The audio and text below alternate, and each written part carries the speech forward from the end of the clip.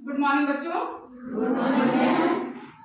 ये वीडियो विकसित भारत ब्रिडथॉन में किस तरह से हम आइडिया अपलोड करें और अभी तक जो भी स्टेप बीते हैं उसमें हमने क्या क्या किया है और क्या क्या करना है, इसकी जानकारी के बारे में ये वीडियो बन रहा है। मेरे बच्चों को काफ़ी कुछ पहले से ही पता है, इन लोगों ने कल का भी सेशन देखा हुआ था तो ये लोग जानते हैं। मैं इसको बहुत कम से कम में समराइज करूँगी।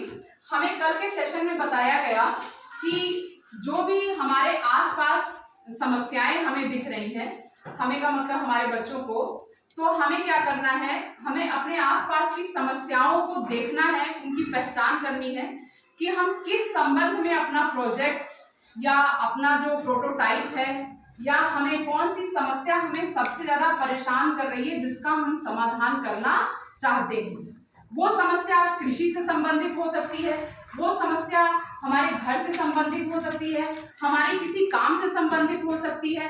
तो हमें पहले समस्या को पहचानना है। तो जिसका पहला चरण कल बताया गया सेशन में, प्रॉब्लम आइडेंटिफिकेशन, यानी पहले हमें समस्या की पहचान करनी है। दूसरे चरण में क्रिटिकल थिंकिंग है, ब्रेन स्टॉर्मिंग सेशन था। उसमें क्या करना है कि आपको जो आपने समस्या खोजी, जो आपने समस्या को पकड़ा, आप उसके बारे में सोचेंगे कि ये समस्या अगर हमें परेशान कर रही है तो हम इसका समाधान कैसे निकालें। फिर हम उसके किसी भी एक समस्या को हल करने के कई तरीके हो सकते हैं। जब आप अपने दिमाग पर जोर डालेंगे, जब आप उसके हल की तरफ जाएंगे तो आपको उसके बहुत सारे चरण समझ में आएंगे, बहुत सारे उसके सोल्यूशन समझ में आएंगे कि हम ऐसा कर दें तो ये समस्या हमारी हल हो जाए, हम ऐसा कर दें तो हल हो जाए। यानी यहाँ पर आपको अपने दिमाग को पूरा तूफानी बनाना है और उस तूफानी दिमाग में से एक बेस्ट आइडिया लाना है। और क्या पता आपके दिमाग में कई सारे आइडियाज आ जाएं।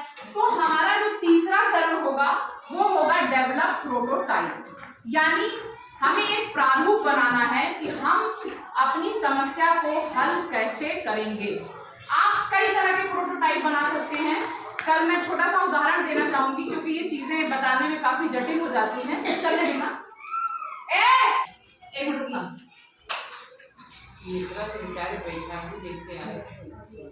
मैम बोलिएगा मत बीच में। हमें 4 जो है टॉपिक्स दिए गए हैं कि हम इन 4 टॉपिक्स पर अपने जो विचार हैं, अपने प्रोटोटाइप हैं या समस्याओं को हम इन 4 कैटेगरी में बांट सकते हैं। पहला है आत्मनिर्भर भारत, दूसरा स्वदेशी, तीसरा वोकल फॉर लोकल और चौथा है समृद्ध भारत।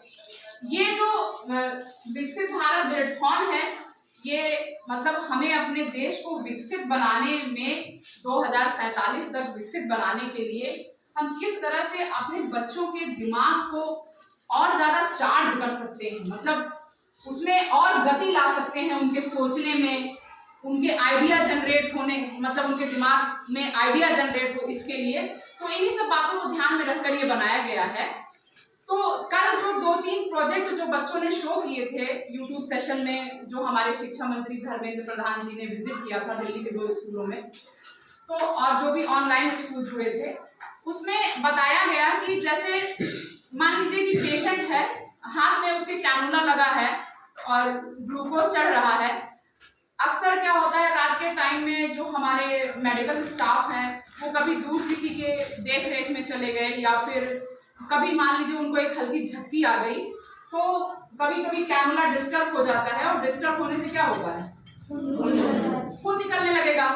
तो उस बच्चे ने ऐसा एक डिवाइस, उत्तराखंड की बच्ची थी, उसने एक ऐसा डिवाइस जो है वो डेवलप किया था, उसको उसने कैनुला ग्लव्स का नाम दिया था। ग्लव्स का मतलब होता है दस्ताने। अब चूंकि उसमें विजुअलाइज नहीं हो रहा था बहुत अच्छा कि मैं देख पाऊँ कि उसने कैसा बनाया है, जो मुझे समझ में आया कि उसने एक तरह का ऐसा दस्ताना बनाया है जिसमें एक बजर लगा हुआ था। अब वो बजर क्या कर रहा था, वो लिक्विड को डिटेक्ट कर रहा था, यानी कि अगर उस ग्लव्स पर कोई लिक्विड, कोई द्रव पदार्थ गिर जाएगा तो बजर क्या करेगा, बीप करने लगेगा। हाँ, तो बीप करने लगेगा।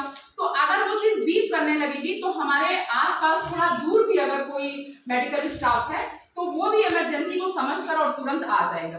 ठीक है। इसी तरह से एक नवांग के बारे में बताया गया था।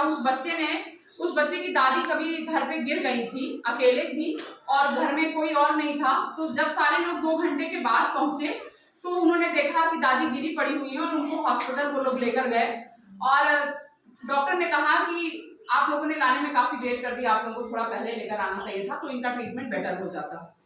तो उस बच्चे ने क्या किया, उस बच्चे ने क्रिटिकल थिंकिंग की। क्यों? क्योंकि उसने एक समस्या देखी। उसने एक समस्या देखी कि मेरी दादी घर पे अकेले हैं, तो दादी के साथ कभी भी ऐसे एक्सीडेंट हो सकता है। तो उसके दिमाग में सोचा और उसने कई तरह के उसके सोल्यूशन कई तरह के निकाले। जैसे क्या सोल्यूशन हो सकते हैं? जैसे उसने सोचा कि क्यों ना मैं अपनी दादी को पहले काउंसिल करूं, मतलब समझाऊं कि दादी जब घर में कोई ना हो तो मतलब तुम्हें किस तरह से, तुम्हें खतरनाक जगह नहीं जाना है, या जाना है तो सहारा लेकर जाना है, या कोई छड़ी ले लेनी है। मतलब जैसे हम घर से बाहर निकलते हैं तो अपने बच्चों को भी बहुत सारे इंस्ट्रक्शन देके निकलते हैं। बेटा कोई आए, जैसे वो तुम लोग फॉक्स वाली पोएम सुनते हो ना, डोंट ओपन द डोर, जब उनकी मम्मी चली जाती है बाजार ना, तो उसी तरह से उनको काउंसिल कर दे। या फिर क्या कर दे, या फिर कोई ऐसा डिवाइस डेवलप करें कि दादी वहां से दबाएं और जहां तुम हो वहां समझ में आ जाए कि दादी को परेशानी में है, चलो भाग के चलो दादी के पास, ठीक। या फिर कोई ऐसी दवा दे कि जो उनकी मांसपेशियों में या हड्डियों में जो खिंचाव है, जिसके कारण वो गिरी, जिसके कारण उन्हें असुविधा हुई, वो चीज उनकी अच्छी हो जाए। तो मतलब एक समस्या के कई समाधान दिमाग में आए। अब उसमें से हम कौन सा समाधान पकड़ेंगे, वो स्टेज 4 में बताया गया कि इम्प्लीमेंटेशन फॉर लॉन्च, यानी कि हम जो सबसे अच्छा समाधान रहेगा उसी को हम फाइनली सेलेक्ट करेंगे, ठीक है। तो ये तो एक पूरी समरी हो गई है जो है क्या कहते हैं कल के सेशन की। लेकिन एक्चुअली करना क्या है, एक्चुअली हमको ये करना है कि हमको कोई एक प्रोजेक्ट अपने बच्चों के द्वारा डेवलप करना है। उस प्रोजेक्ट का अगर लिखा पढ़ी की जरूरत है तो हम उसे पेपर में उसकी पूरी लिखा पढ़ी करेंगे कि हमने ये प्रोजेक्ट क्यों बनाया, किस समस्या को ध्यान में रखा, क्या समस्या हो रही थी उसको ध्यान में रख के बनाया। और जब हमने ये प्रोजेक्ट बनाया तो हमारी समस्या कैसे हल हो गई। जैसे अभी मैं बता रही थी, ये बच्चे ने कहा कि हाँ मैं बनाऊंगा, कि जब मम्मी प्याज काटती हैं तो उनकी आंखों में बहुत आंसू आ जाते हैं और उनको बड़ी दिक्कत भी होती है महीन प्याज काटने में। तो क्यों ना हम ऐसा छोटा सा डिवाइस डेवलप कर लें कि जो हमारे घर पे आसानी से हमारे प्याज को काट ले। या उस बच्चे ने मोटर बंद करने का एक बनाया, अभी कृषि से संबंधित था। या एक बच्चे ने ऐसा बनाया कि भाई कोई जीव जो है वो गांव में या खेतों में कोई सो रहा है तो उस पर हमला ना करे। एक बच्चे ने बड़ी बनाया। बड़ी क्यों बनाया था?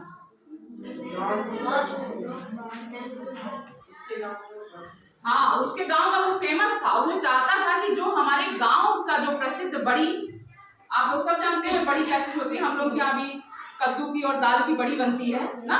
तो मतलब कि जो हमारे गांव का जो प्रसिद्ध है, यानी ये वोकल फॉर लोकल की श्रेणी में आएगा कि हम अपने गांव में अपनी जो हमारी संस्कृति है, जो हमारा कल्चर है, हम उसको प्रमोट करें, हम उसको आगे ले जाएं। ये नहीं कि आप दादी और जो है हमारी दादी मम्मी बड़ी बना रही थी और हम कूद गए बर्गर पे ना। तो हमें क्या करना है, बड़ी अगर बन रही थी तो जाहिर सी बात उसमें कुछ खास बात नहीं होगी कि हमारे घरों में बड़ी खाई जा रही थी।